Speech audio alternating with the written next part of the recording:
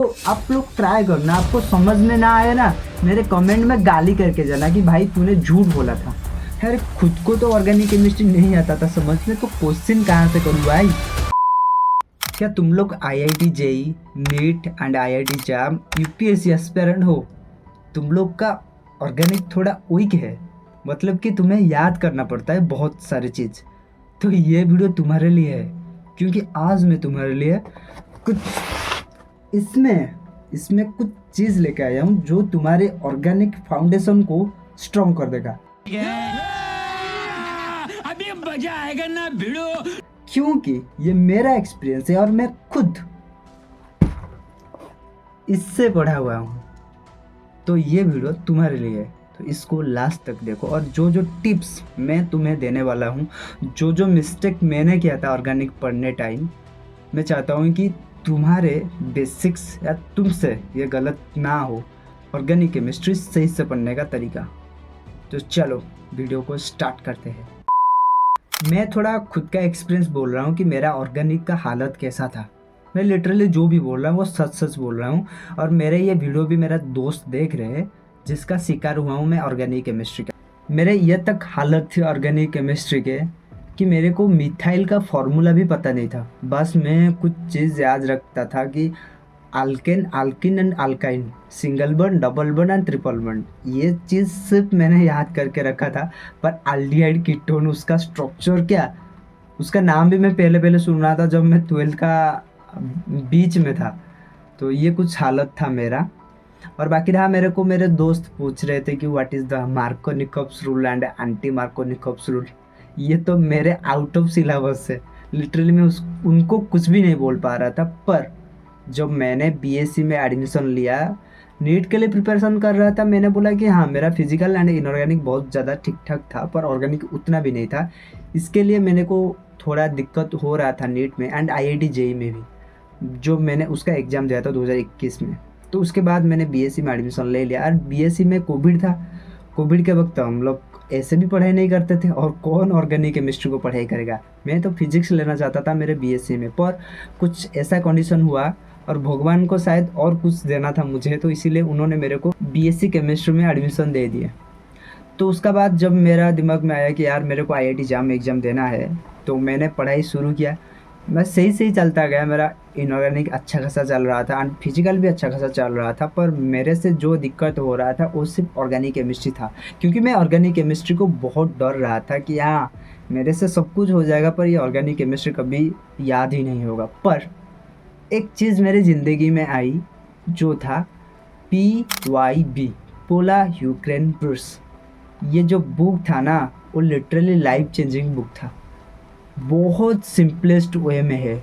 ये मैं सबको सजेस्ट करने वाला हूँ जो IIT, NEET, JEE and UPSC के लिए। मैं उन सबको ये बुक रिकमेंडेशन करने वाला हूँ, क्योंकि ये बहुत बेसिक्स है। एंड जब मैं 12th में पढ़ रहा था, बस मैंने एक MS चौहान नाम की बुक को बाय कर लिया था क्वेश्चन प्रैक्टिस करने के लिए, पर मैं कभी क्वेश्चन प्रैक्टिस नहीं कर रहा था। पता है क्यों? यार खुद को तो ऑर्गेनिक केमिस्ट्री नहीं आता था समझ में, तो क्वेश्चन कहाँ से करूँ भाई।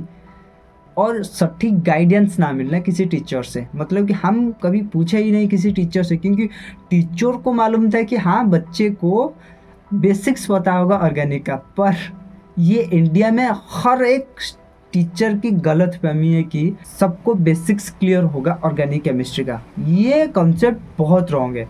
एटलीस्ट आपको, आप पढ़ा रहे हो ना स्टूडेंट्स को, तो उनका ग्राउंड लेवल पे जाके उनसे बात करना है कि क्या बच्चा तुम्हें सारे के सारे सब्जेक्ट आता है, क्या तुम्हें ऑर्गेनिक केमिस्ट्री दिमाग में घुस रहा है जो मैं बोल रहा हूँ। एंड मैं बोल रहा हूँ ऑर्गेनिक केमिस्ट्री बहुत ईजी है, जितना मैं सोच रखा था कि बहुत भास्ट होगा, पर नहीं, ऑर्गेनिक केमिस्ट्री बहुत सिंपल है।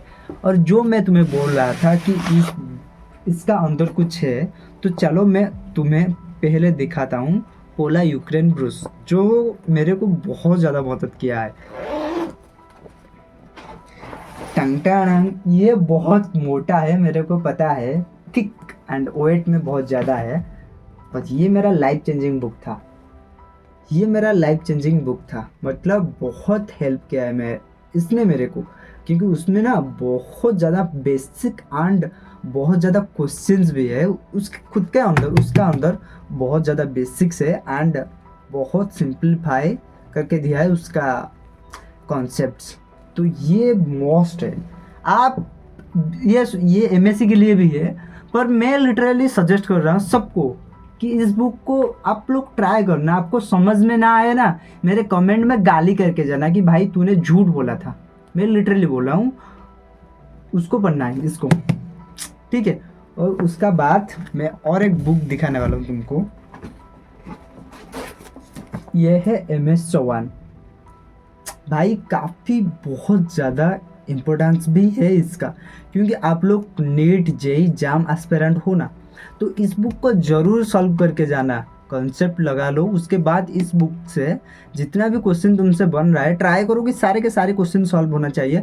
इसका भी एक आंसर क्यू भी है, उसका साथ भी मिलता है, आंसर भी देख लेना। उसके बाद जाके इस बुक से कुछ समझ में ना आए तो इस बुक से जाके कुछ पढ़ लेना, उसका बेसिक कॉन्सेप्ट्स।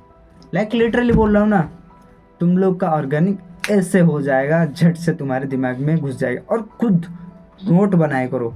तुम लोग सोच रहे हो कि रट्टा मार मार के जाके पढ़ के आऊँगा और मेरा ऑर्गेनिक केमिस्ट्री क्लियर हो जाएगा, कुछ भी नहीं होगा भाई। तुम्हें पहले तो कॉन्सेप्ट बनना है और खुद के नोट भी लिखना है कॉन्सेप्ट पढ़ने के साथ साथ, और खुद के लैंग्वेज में उसको लिखना है। मतलब कि तुम्हें एक एग्जांपल देता हूँ, लाइक है इसमें अल्किन, तो उसमें डबल बॉन्ड है, एक सिग्मा बॉन्ड एंड एक पाई बॉन्ड। तुम्हें याद तो आ जाएगा क्लास में जब बोला जाए कि हाँ इसमें एक पाई बॉन्ड एक सिग्मा बॉन्ड है, और उसमें सबसे वीक है पाई बॉन्ड एंड सबसे स्ट्रॉन्ग है सिग्मा बॉन्ड। तुम्हें तो ये बोल दिया गया, पर तुम्हें कैसे लिखना है, तुम्हें उसको खुद के लैंग्वेज में सिंप्लीफाई करके लिखना है कि ये बहुत ज़्यादा वीक है एंड ये बहुत स्ट्रॉन्ग है। पाई बॉन्ड का कंपैरिजन में सिग्मा बॉन्ड बहुत स्ट्रॉन्ग है। ऐसा कुछ खुद के लैंग्वेज में सिंप्लीफाई करके लिखना है, और जाके उसी टॉपिक से, अल्किन टॉपिक से जाके कुछ क्वेश्चंस करना है इस बुक से, ठीक है, जिसका कारण आपका बेसिक्स सही हो जाएगा और आप अच्छे से अच्छे परफॉर्मेंस कर पाओगे ऑर्गेनिक पे, और खुद के ऊपर एक बिलीव आ जाएगा कि हाँ मैं अभी फोड़ सकता हूँ, ठीक है।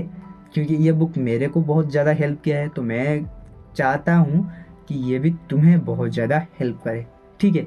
वीडियो अच्छे लगे तो आपको फ्रेंड्स सबको शेयर कर देना कि हाँ ऐसे भी कोई थे, भाई, दोस्त, फ्रेंड, जिन्होंने हमको ये बुक सजेस्ट किया थे। एनसीईआरटी भी पढ़ो, वो कुछ ख़राब नहीं है, पर एनसीईआरटी में ना बहुत लिमिटेड है, मतलब कि डायरेक्ट टू डायरेक्ट पॉइंट है। वो नीट में तो आ जाता है, पर आपको मेन फोकस रहना है कि बेसिक्स एंड कॉन्सेप्ट पे ध्यान देना है, ठीक है। Thank you.